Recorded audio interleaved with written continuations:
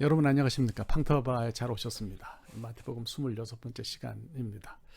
오늘은 마태복음 6장 9절부터 13절까지를 가지고 여러분에게 말씀드리도록 하겠습니다. 주님이 가르치신 기도에 관한 내용이에요.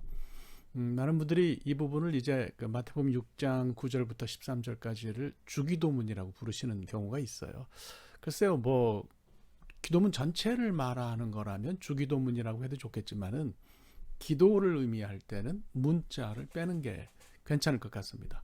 우리가 주기도문을 드리는 것이 아니고 주기도를 드리는 거니까 그럴 때는 그렇게 해야 된다는 얘기죠. 너무 신경 쓰지 마시기 바랍니다.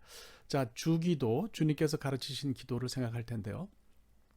전체적으로는 우리가 이제 큰 그림을 좀 봐야 되잖아요. 빅픽처를 봐야 되는데 예수님께서 바리새인의 기도를 비판하신 다음에 나온 게 바로 주기도예요. 그리고 이게 이제 기도의 모범이라고 말씀하셨거든요. 그러니까 우리가 주기도를 이해할 때는 바리새인이 드린 기도와 반대인 기도가 제대로 된 기도다. 이런 인식이 좀 필요합니다. 그러니까 주기도 한 절 한 절을 파고 들어가면서 그 내용을 이해하는 것도 중요한데 그거는 제가 볼 때는 두 번째예요. 그러니까 먼저는 주기도에 든 예수님의 기도 철학이 중요하다 이렇게 생각합니다. 그러니까 전통적인 이해는 여러분들이 다 잘 아시잖아요. 사실 주기도에 관한 내용 하나하나 모르시는 분이 어디 있어요. 그래서 저는 전체적으로 좀 철학에 초점을 맞춰서 말씀드리려고 합니다. 바리새인의 기도는 주님께서 왜 안 들으셨나요? 이게 이제 연기이기 때문에 문제가 있었던 거죠. 외식하는 거라고 그렇게 평가하셨잖아요. 그러니까 이 외식은 연기고 그 연기에 마음이 담겨 있지 않으면 그게 문제라고 말씀하셨죠.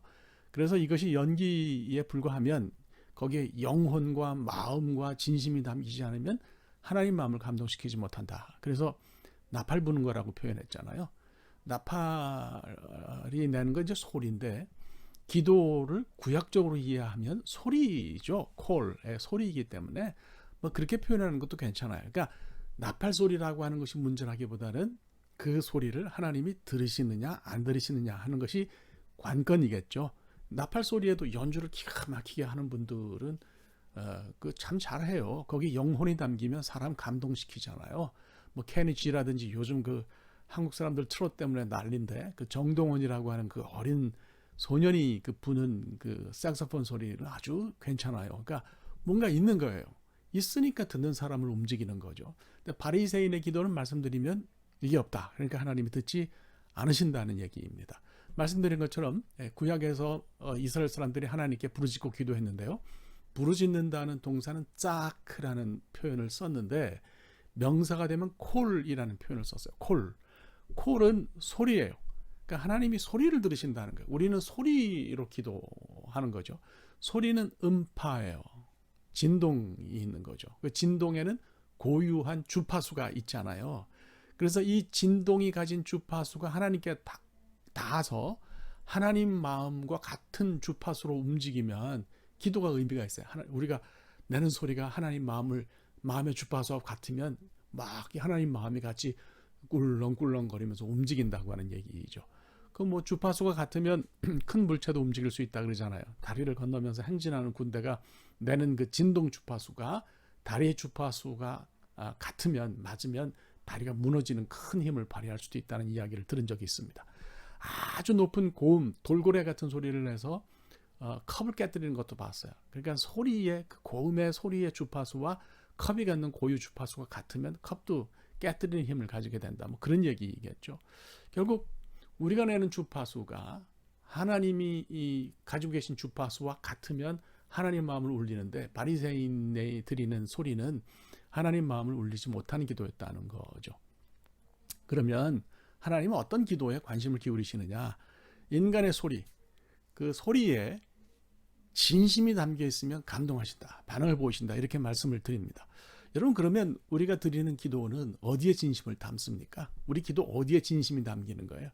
말이 아니라 행동에 담기는 거죠. 말로는 청산유수의 천편일률적인 얘기라 할지라도 매끄럽게 이렇게 하면 그런 멋있게 들리지만 거기에 행동과 연결되는 면이 없으면 하나님 안 들으신다는 거예요.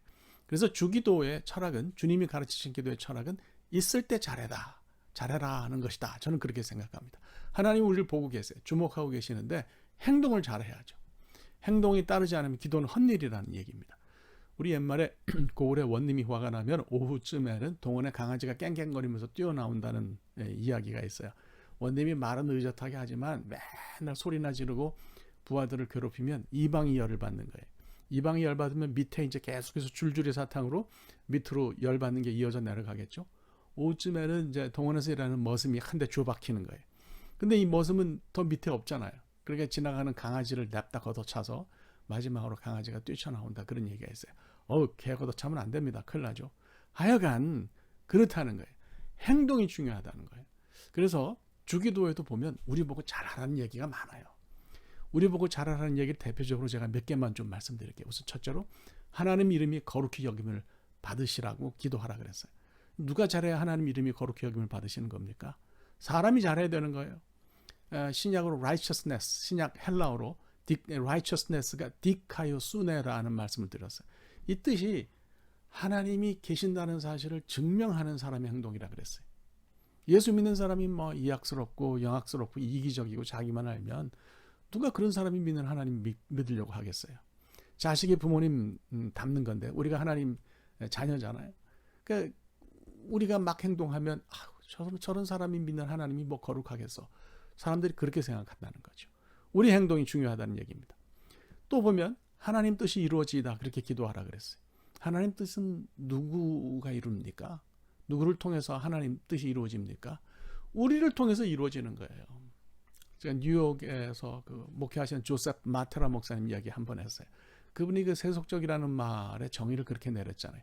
삶의 일부분만 하나님께 순종하는 모습이 세속적인 거다. 세속적인 거라는 게 뭐 다른 게 아니라는 거죠. 이거는 내 마음대로 하고 이 부분은 하나님 뜻대로 하고 일부분은 하나님 뜻대로 하는 거. 이게 세속적이라는 거예요. 마태복음 6장 33절 보면 너희는 먼저 그의 나라와 그의 의를 구하라는 말씀이 있잖아요. 참 어려운 얘기이긴 해요. 그래도 하나님께 삶 전체를 맡기고 말씀하는 대로 살려고 애쓰면 뜻이 이루어진다는 얘기고 결국 우리가 잘하면 그렇게 된다는 얘기입니다. 또 있어요. 형제를 먼저 용서하면 용서해 주겠다는 말씀. 12절에 보면 분명히 말씀하시죠. 우리가 먼저 죄 지은 자를 용서한 것처럼 하나님 우리 죄를 용서해 주세요. 이렇게 기도해야 된다는 거예요.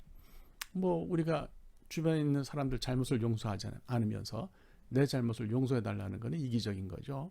마태복음 18장을 보면 1만 달란트 빚진 사람이 그걸 탕감받고 자기에게 100데나리온 빚진 자를 용서하지 못한 사람 얘기가 나옵니다. 1만 달란트가 얼마냐, 100데나리온이 얼마냐, 그게 중요한 게 아니에요. 1만 달란트는요, 평범한 사람이 아니 어느 누구든 일생 동안 아무리 모아도 절대 만들 수 없는 돈이에요. 100데나리온은 크긴 하지만 만들 수는 있죠. 100일치 품삯이니까요. 우리가 해결할 수 없는 그런 큰 죄를 하나님 용서하셨는데 우리는 그저 그런 잘못을 저지른 사람 용서하지 못한다. 그런 내용이거든요. 그래서 오죽하면 주님이 오죽하면 먼저 용서해라. 그러면 용서받을 거라고 그렇게 말하셨겠어요. 저는 사실은 여기 강조점은 조건 강조에 있지 않다고 생각해요. 주님의 안타까움이 느껴지는 부분이에요. 오죽하면 오죽 사람이 말 안 들으면 먼저 용서해. 그런 다음에야 용서해달라고 구할 수 있는 거야. 이렇게 말씀하셨겠냐 하는 얘기죠. 참 죄송하죠. 너는 할 거 없이 그게 쉽지 않은 부분이에요.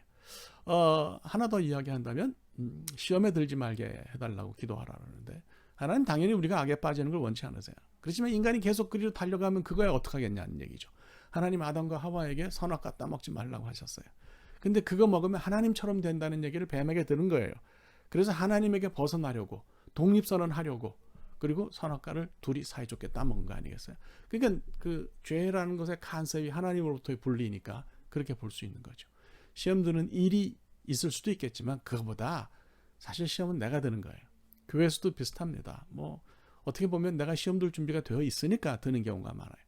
그 김영자 선교사님이 한번 그 오대원 목사님하고 나눈 대화를 통해서 이야기하신 적이 있어요. 하영조 목사님이 좀 섭섭하게 해서 교회를 옮기고 싶었대요. 선교사님이. 그래서 오대원 목사님한테 교회 좀 옮기겠다 그러니까 뭐 좋다고 그럴 수도 있다고. 그런데 뭘 이 사건을 통해서 배웠냐 물으시더래요. 그래서 그건 모르겠다 그랬더니 숙제를 풀고 난 다음에 옮기든지 말든지 하라 그러라는 거예요. 그러니까 이제 그냥 옮기게 되면 하나님 또 숙제를 꺼내 드신다는 거예요. 시간이 좀 지나면 또 숙제가 나온다는 거죠. 내 마음에 있는 어떤 문제가 혹시 있다면 그것이 해결되지 않으면 같은 상황이 또 올 수도 있다. 숙제를 제대로 잘 풀었어. 그런데도 문제가 있다면 그건 뭐 교회에 문제가 있는 거죠. 뭐 그런 교회가 있으니까 그건 더 말할 게 없겠습니다. 하여튼 기본적으로 남 탓을 하기보단 자기를 들여다보라는 말씀이에요. 세상에 사기꾼이 왜 있겠어요? 사기치면 걸리는 사람이 있으니까 사기꾼이 있는 거예요. 일확천금을 꿈꾸니까 사기가 성립되는 거예요. 내가 잘하면 시험도 안 드는 거예요. 그래서 이렇게 보면 주기도의 정신이 잘 드러납니다. 정리를 좀 해볼까요? 첫째로 기도는 소리다. 소리, 콜이라는 말이 갖는 진동의 주파수가 하나님의 주파수와 같아서 하나님 마음을 울려야 기도를 하나님 들으신다. 두 번째로 진심이 없는 소리는 그래서 하나님을 감동시키지 못한다. 진심은 어디서 드러나냐? 행동에서 드러난다. 주기도의 핵심은 있을 때 잘하자라는 것입니다. 뭐 오늘 여기까지 하면 될 것 같고요. 오늘 이쯤에서 마치고 다음 시간에 또 뵙도록 하겠습니다. 고맙습니다.